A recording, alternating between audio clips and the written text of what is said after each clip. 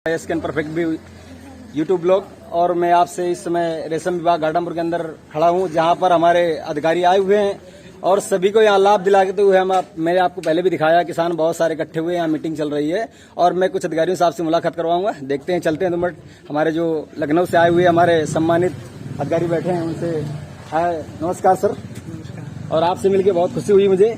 और मैं अपने जो हमारे किसान भाई हैं उनके लिए मैं आपसे कुछ जानकारी लेना चाहूंगा और अपना परिचय थोड़ा बताने कष्ट करें। मैं उत्कर्ष सिंह हूं और पेशे से कंपनी सचिव हूं और मैं यहां पे घाटमपुर में किसानों के बीच आज एफपीओ के विषय पे चर्चा करने के लिए और प्रशिक्षण देने के लिए उनको कैसे एफपीओ चलाया जाएगा, लीगल कंप्लायंस उसके कैसे होंगे और क्या बिजनेस करेंगे, भविष्य की क्या रणनीति होगी, उस पर चर्चा करने के लिए मैं इन किसानों के बीच में आया था और एफपीओ के क्या लाभ व हानि है वो भी समझाने के लिए मैं यहाँ उपस्थित हुआ था। निश्चित ही ये एफपीओ घाटमपुर के लिए एक मतलब मील का पत्थर साबित होगा। अगर ये जो भी मैंने इन लोगों को बताया उसका अनुसरण कर लेते हैं तो कहीं ना कहीं ये एफपीओ बहुत ही सुदृढ़ विकास, जनपद के विकास में बहुत ही बड़ा साबित होगा। और थोड़ा मैं शॉर्ट फॉर्म में चाहूंगा, कुछ लाभों के बारे में बता दीजिए। जो हमारे अन्य किसान जो यहाँ तक मीटिंग नहीं सौंप पाए हैं, नहीं पहुंचे हुए हैं, वो इस वीडियो के माध्यम से जानकारी भी ले लेंगे तो आगे उनको। एफपीओ में बहुत सारे लाभ दिए गए हैं, जैसा कि सरकार की मंशा ये है कि ग्रुप में सब्सिडी दी जाए, तो इसमें सरकार की मंशा कहीं ना कहीं ये है कि ज्यादा से ज्यादा किसान लाभान्वित हों।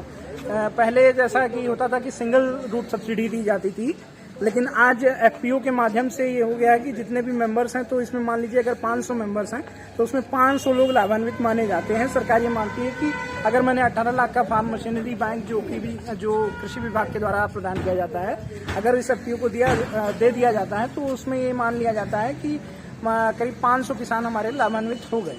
और सभी को, एक एक व्यक्ति को लाभान्वित करना सरकार के मतलब बजट में इस समय सुनिश्चित नहीं, क्योंकि आपने देखा अभी इतनी बड़ी विषम परिस्थिति रही हम लोगों के लिए कोरोना काल, तो उसके बाद एक तरीके से ये एफपीओ का कॉन्सेप्ट जो है वो और भी ज्यादा सशक्त हो गया है। जी। और सर मैं आपसे जानना चाहूंगा, शॉर्ट फॉर्म में बता दीजिए कि कितनी कंपनियां इसको लाभ दे रही हैं। जो हमारे आईपीओ खुला हुआ है, इसके अंदर कौन कौन सी कंपनियां इसको लाभ देने के लिए? इसमें जैसा कि मैं बता दूं, इसमें कंपनियां नहीं है, इसमें 26 विभाग हैं। 26 विभाग हैं जिले की, तो इसको कन्वर्जेंस के तौर पे और तमाम योजनाओं के तहत लाभान्वित करते हैं। जिसमें एक सबसे बड़ी जो योजना है आपको मैं बता दूं, कृषि विभाग के द्वारा दृष्टि योजना है।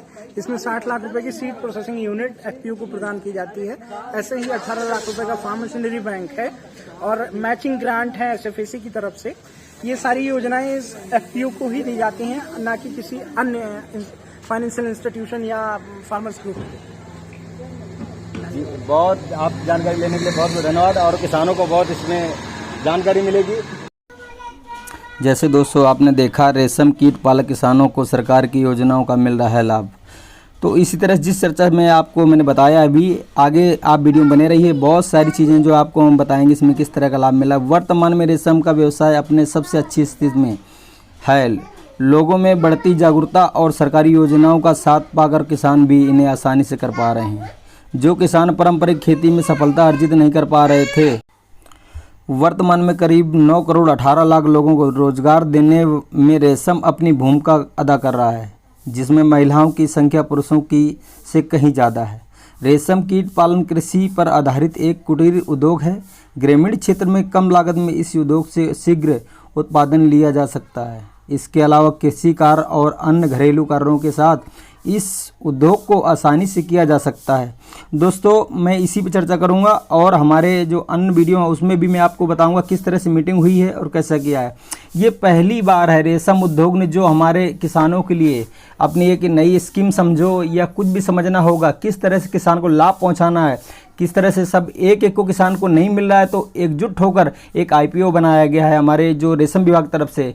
और उसमें जो आईपीओ आया हुआ उसके तहत सरकार इतनी योजनाएं आपको लागू, इतनी सब्सिडी दे रहा है। एक विभाग नहीं, मैं बताना चाहूँगा आपको, उसमें कई सारे विभाग हैं जो जुड़े हुए हैं आपको लाभ देने के लिए। 18 विभाग हैं, जिसमें कृषि से लेकर मत्स्य पालन होगा या कोई कल्याणकारी विभाग हो या कोई भी अन्य विभाग, जितने भी 18 विभाग हैं, इसके अंतर्गत आपको सारी योजनाओं का लाभ देने के लिए हमारे जो अपने जो रेशम विभाग है, इसने IPO निकाला हुआ है। तो फर्स्ट जो हर तहसील में अभी उत्तर प्रदेश में हमारी योगी सरकार का जो तहलका मचा हुआ है, वो हर किसानों को लाभ देने के लिए अपना प्रयास कर रही है। मगर हमारे किसान यदि लाभ लेना चाहेंगे तो इस IPO में जुड़कर, जो हमारी आज मीटिंग में दिखाऊंगा, अभी हमारे जो आगे सर जी से हमारा जो उसमें परिचय हुआ और आपको मैंने जानकारी दी, और इसके बारे में आगे जो चलने वाले हैं, किस तरह से आप इसमें जुड़ सकते हैं। यदि आपके ज़्यादा पैसे नहीं हो अपने पास, कम पूंजी लगाकर आप 2000 खर्चा करें अपने IPO में, इसमें भाग ले सकते हैं। भाग लेने के बाद आपको बहुत सारे इसमें लाभ के आप हकदार होंगे। इसमें एक मालिक कंपनी के बनेंगे आप लोग बन के। तो उसमें देखिए कि आप लोग, और मैं अन्य सारी आपको दिखाता हूँ मीटिंग किस तरह बने रही वीडियो में। जहाँ तो मैं ना समझ में आए, कोई दिक्कत हो आपको रेशम विभाग है तो मुझे कमेंट करिए, मैं उसका भी जवाब आपको दूंगा।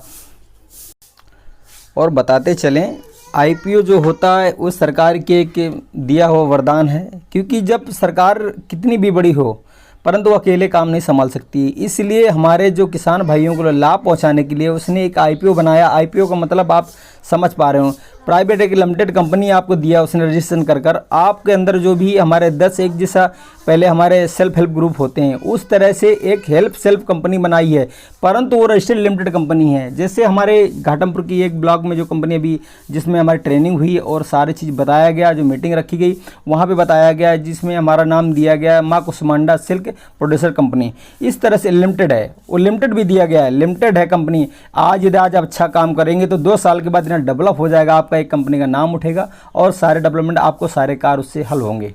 तो ये है कि हेल्प सेल्फ ग्रुप की कंपनी है जो IPO के नाम से दिया जाता है। ये गवर्नमेंट खाते में रजिस्टर कंपनी है और इसमें तुम्हारा कोई खर्चा, कुछ पैसा लगना नहीं है। आपको आगे कमाने के 1000 चांसेस मिलेंगे इसमें। आप इसमें जुड़कर अपना खुद का व्यवसाय कर सकते हैं। अपना कोई भी भैंस पालन हो या पशुपालन हो या मछली विभाग का काम हो या कृषि यंत्र का कोई काम हो, ट्रैक्टर वगैरह सब्सिडी लेना हो, इससे जुड़ के सारे लाभ आपको मिलेंगे। तो मैं दोस्तों आपसे बस यही उम्मीद रखता हूँ कि आप वीडियो को पूरा देखिए और इसमें जुड़ने के खास प्रयास करिए। आज नहीं, आने वाले भविष्य की बात कर रहा हूँ मैं। आने वाले भविष्य में इससे बहुत ढेर सारे लाभ आपको मिलेंगे। सरकार ये रहे, सरकार बदलती रहे, उससे कोई मतलब नहीं है। हमारा जो IPO बन गया, हमारी कंपनी का रजिस्टर हो गया, वो कंपनी सदा हमेशा चलती रहेगी, क्योंकि प्राइवेट हेल्प सेल्फ ग्रुप से कंपनी जो बनाती है, यदि हम आप रजिस्टर करने जाएंगे तो उसमें हमारा लाखों रुपये खर्चा होता है। इतने पैसे न होने के कारण सरकार, हमारे किसान जो आगे नहीं बढ़ पाते हैं। इसीलिए सरकार ने एक विकल्प रखा कि इसको ना हो कि हम एक कंपनी रजिस्टर करके IPO बनाकर दे दें हमारे किसान भाइयों को, उससे जुड़कर वो अपने भविष्य के लिए यंत्र सुविधाएं और अपना कृषि व्यापार है, कोई भी बिजनेस अपना आगे करके अच्छा नाम कमाए और अच्छा अपना परिवार चला सकता है। क्योंकि और इस IPO में जुड़ना बहुत अच्छी चीज़ है और आप जुड़ने का फुल प्रयास करिए कि आने वाले भविष्य में आपको बहुत ढेर सारे इसमें से लाभ होते रहेंगे। आप बने रहे वीडियो के साथ, हम दिखाते हैं मीटिंग की सीन। गोंडा के पालन में प्रयासरत हैं, पवन सिंह नाम है किसान का, मैं उनका बेटा हूँ।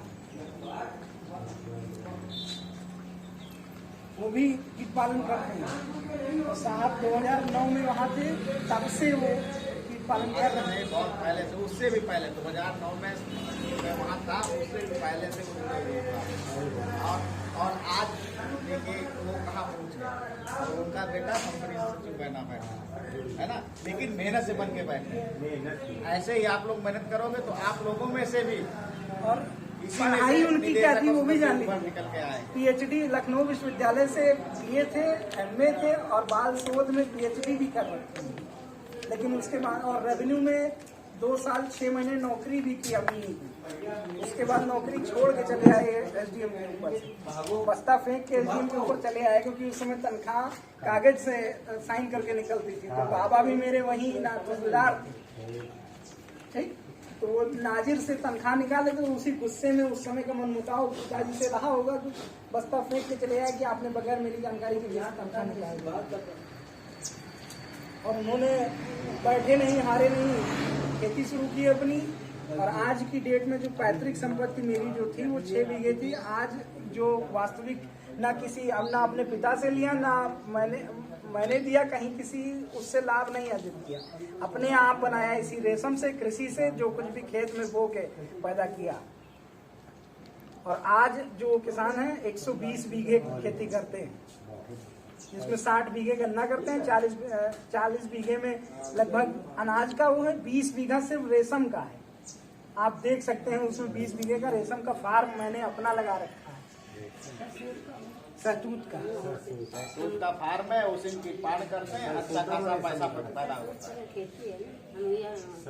और मेरी अपनी ग्राम सभा 600 लोगों की है, मतलब 600 परिवार की है, 600 परिवार की ग्राम सभा है, ठीक। करीब जो वोटर माना जाए तो 1400 कुछ वोटर हैं इसमें। और जो रेशम से लाभान्वित हैं वो करीब 366 लोग हैं। रेशम से ग्राम के नाम से वो गांव चयनित है चलेगा। तो मैंने अपना ही लाभ नहीं कमाया, सबके लिए सोचा। ऐसे ही थोड़ा बहुत जो सहयोग आपका विभाग के प्रति करिए, कहीं ना कहीं लाभ आपको होगा। आज अगर इस मतलब आप मन में रखेंगे कि नुकसान होगा तो कुछ नहीं करना। अगर नुकसान उस समय जोड़ ली होगा तो आज यहाँ तक पहुँचता मैं। 2000 रुपए तो आप इतना कर सकते हैं, करिए। मेरा जो सहयोग है वो मैं बिल्कुल करूँगा, कहीं कोई दिक्कत नहीं। मेरा ये सारी चीजें अपने परिवार के बारे में बताने का एक ही औचित्य था कि मैं किसी आगे मतलब बड़े अमीर ज्यादा के यहाँ नहीं पैदा हुआ, आप ही जैसे किसान के यहाँ का हूँ, इसलिए कोई झूठ बात नहीं बोलूंगा। ठीक है, धन्यवाद। आप लोगों ने समय दिया, इसके लिए मैं आभारी हूं। और आप लोग जानकारी जो भी आपने दी है वो अपने अंदर इसको ध्यान में रखते हुए कोशिश करिए इस कंपनी को आगे बढ़ाइए। ऐसा मत सोचिए कि इसमें लाभ नहीं होगा, लाभ होगा लेकिन तुरंत नहीं। 2 साल तक इसको चलाइए, तब आपको पता लगेगा हाँ ये है ना। मेंबरशिप आप खड़ी कर दीजिए। इस एफपीओ को कैसे चलाया जाता है, एफपीओ क्या होता है, तो प्रदेश लेवल पे जब मैंने इस एफपीओ को न खड़ा कर दिया तो जो कहिएगा हार जाएगा। हाँ, 300 से कम ना। तीसरे साल आप मुख्यमंत्री पुरस्कार से नवाजे जाएंगे, इसकी गारंटी मैं दे रहा हूँ। बस आप इसको कैपिटल पूरा करिए। ठीक है, सबसे पहले तो इसका खाता खुलवाइए आप लोग। खाता खुलवाने के साथ साथ में 10 जितने आप मेंबर हैं वो अपने शेयर 10-10 हज़ार बैंक में जमा कीजिए। उसके बाद इनको सदस्यों को बुलवा के इनका बैंक में जमा कीजिए। बैंक में फीस बढ़ाइए। दोस्तों वीडियो अच्छा लगा तो इसको लाइक सब्सक्राइब ज़रूर करें, और सब्सक्राइब करने के बाद ऑल नोटिफिकेशन में कर लें, जिससे आने वाले सभी वीडियो आप तक पहुंच सकें। धन्यवाद।